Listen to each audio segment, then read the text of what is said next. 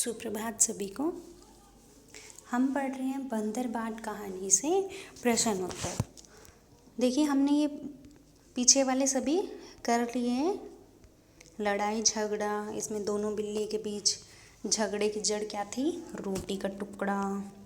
हमने ये जूले भी कर लिया है। तुम्हें क्या लगता है? ये भी हम कर चुके हैं। तो आज हम करेंगे बंदर बाट। पहला प्रश्न है, कहानी का शीर्षक बंदर बाट क्यों है? अब हम कई बार इसके बारे में पहले ही चर्चा कर चुके हैं कि कहानी का शीर्षक बंदर बाट क्यों है। बताइए क्यों है? क्योंकि बंदर क्या करता है इसी में? बंदर ही रोटी का बंटवारा करता है ना। बंदर ही रोटी का बंटवारा करता है। जब दोनों बिल्लियाँ लड़ती हैं, सफ़ेद बिल्ली और काली बिल्ली, तो बंदर क्या करता है? रोटी का बंटवारा करता है। ठीक है, तो वो बोलता है कि मेरा फैसला सुनो, यानी कि मैं फैसला तुम्हारा सही करूँगा, न्याय से करूँगा। ठीक है, तो इसीलिए इस कहानी का शीर्षक बंदर बाट रखा गया।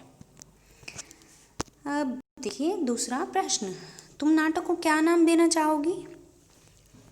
अब ये नाटक का शीर्षक इन्होंने दिया है हमें बंदर बाट। अब ये पूछ रहे हैं आपसे कि आप क्या इसका शीर्षक देना चाहोगे, क्या नाम देना चाहोगे इस नाटक का? अब ये आप खुद से भी लिख सकते हैं, कोई भी जो आपको सही लगे कि इस कहानी का शीर्षक बंदर बाट की जगह कुछ और हो सकता है। जैसे कि देखिए, पहले हम प्रश्न पढ़ते हैं दोबारा। कहानी का शीर्षक बंदर बाट क्यों है? कहानी का शीर्षक बंदर बाट इसलिए है क्योंकि कहानी में बंदर रोटी का बंटवारा करता है ना। रोटी का बंटवारा करता है ना वो, लेकिन लास्ट में क्या करता है? वो चालाकी करके खुद ही खा लेता है, लेकिन बंटवारा तो करता ही है। तो इसीलिए बंदर बाट कहानी का शीर्षक रखा गया। अगला था हमारा, तुम नाटक को क्या नाम देना चाहोगी? अब आप खुद से नाटक का कोई भी नाम दे सकते हैं। यहाँ पर है, मैं नाटक को बिल्लियों की मूर्खता नाम देना चाहूँगी। अब देखिए, नाटक का नाम बिल्लियों की मूर्खता भी हो सकता है। मूर्खता क्यों है? क्योंकि दोनों बिल्लियाँ क्या कर रही हैं? एक रोटी के टुकड़े के लिए लड़ रही हैं, झगड़ रही हैं। अगर वो मूर्ख नहीं होती, सोच समझकर काम लेती, तो खुद ही बंटवारा कर लेती रोटी का, खुद ही आधा आधा बांट लेती। जब उनमें इतना झगड़ा हो रहा था, खुद ही बंटवारा कर लेती। ना तो बंदर आता और ना ही उन्हें रोटी से हाथ धोना पड़ता। ठीक है, बंदर आता ही नहीं तो क्या होता? अगर वो खुद ही फैसला कर लेती, खुद ही आपस में सोच समझकर बंटवारा कर लेती, लड़ाई ना करती, तो बंदर उनकी रोटी को खाता ही ना, तो उन्हें कुछ ना कुछ तो मिलता ही। तो इसीलिए बंदर नाटक को क्या बोला गया है? बिल्लियों की मूर्खता नाम दिया गया है। अब आप कुछ भी इसकी जगह कुछ भी लिख सकते हो, यानी कि आपको जो भी आपको लगता है नाम, यहाँ पर आप खुद भी उसका नाम दे सकते हो नाटक का। अगला है, जो शीर्षक तुमने दिया उसे सोचने का कारण बताओ। यहाँ पर सोचने का आएगा। ठीक है, सोचने का कारण बताओ। अब जो ये वाला शीर्षक बोल रहे हैं बिल्लियों की मूर्खता, अभी मैंने आपको बताया कि ये हमने क्यों दिया है। देखिए, पढ़ते हैं हम इसे पहले। इस शीर्षक कुछ सोचने का कारण यह है कि दोनों बिल्लियों के लड़ने का कारण बंदर को रोटी खाने का मौका मिल गया और दोनों बिल्लियों को अपनी लड़ाई का फल मिल गया, जिस कारण उन्हें रोटी से हाथ धोना पड़ा। अब देखिए, अभी मैंने आपको बताया कि बिल्लियों के लड़ने का कारण क्या था? रोटी का टुकड़ा था।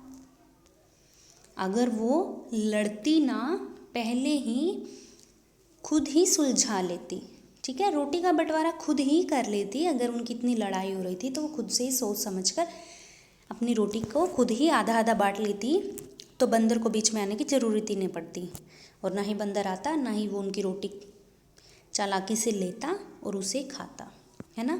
तो बंदर को रोटी खाने का मौका मिल गया, इससे क्या हुआ, बंदर का फ़ायदा हुआ, बिल्लियों का तो कोई भी फ़ायदा ही नहीं हुआ, उन्हें तो रोटी मिली ही नहीं, बंदर को पूरी रोटी मिल गई। अब देखिए बंदर को फ़ायदा हुआ, दोनों बिल्लियों को अपनी लड़ाई का क्या फल मिला, यही फल मिला कि वो हाथ मलती रह गई, उन्हें कुछ भी नहीं मिला, है ना। अब वो क्या मिला, पछतावा मिला, जिस कारण उन्हें रोटी से हाथ धोना पड़ा, इनकी रोटी मिली ही नहीं उन्हें। ठीक है, तो हमें क्या करना चाहिए बताइए, सोच समझकर, हमेशा सोच समझकर करना चाहिए। अब यहाँ पर देखिए माप तोल, बंदर ने रोटी बराबर बांटने के लिए तराजू का इस्तेमाल किया। तराजू आपने देखा ही था कि तराजू कैसा होता है, ठीक है, कुछ ऐसा ऐसा दिखता है तराजू। तराजू का इस्तेमाल चीज़ों को तोलने के लिए किया जाता है, नीचे दी गई चीज़ों में से किन चीज़ों को तोलकर खरीदा जाता है। अब आप देखिए किन चीज़ों को तोला जाता है, आपको ये दिया गया है, इसमें तेल है, ये सब्जी है, ये हमारी रबड़ है, तरबूज है, कोई कपड़ा है, केला है, कोई बीज है, नारियल, ये फूल। इनमें से आप सोचकर बताओ कि क्या तोल कर दिया जाता है, सब्जी, फल, है ना, ये सभी हमें तोल कर दिए जाते हैं। आपने देखा भी होगा जब आप मम्मी पापा के साथ बाहर जाते हैं सब्जी वगैरह खरीदने, तो आपने देखा भी होगा कि वो क्या क्या आपको तोल कर देते हैं। अब देखिए ये वाला, ये हम तोल कर लेकर आते हैं, ये और ये चावल, चावल दिखाई दे रहे हैं, चावल हैं, ये सब हमें तोल कर देते हैं, है ना। चावल हो गए, तरबूज हो गया, ये सब्जी है, इन्हें हम तोल कर लेते हैं। तोलते वक्त एक पलड़े में तोली जाने वाली चीज़ रखी जाती है और दूसरे में तोलने के लिए बाट। बाट किस धातु या चीज़ का बना होता है। अब देखिए जो तराजू होता है,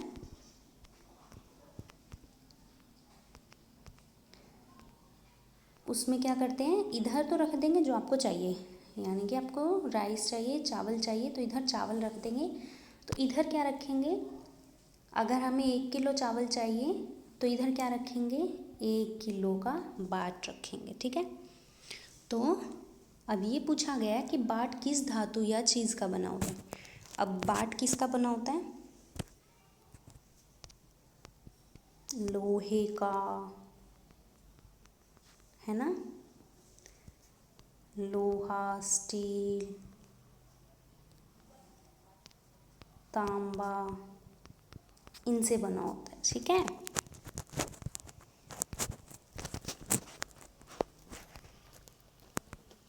बाट आपने सभी ने देखा होगा, जब आप बाहर जाते हैं, किसी दुकान पर जाते हैं, कोई चीज़ खरीदते हैं, तो तोलने के लिए जो उन्हें प्रयोग में लेकर आते हैं बाट, बाट को अक्सर हमने लोहे में ही देखा है ना, दुकानदार के पास लोहे का ही बाट अक्सर हम देखने को मिलता है।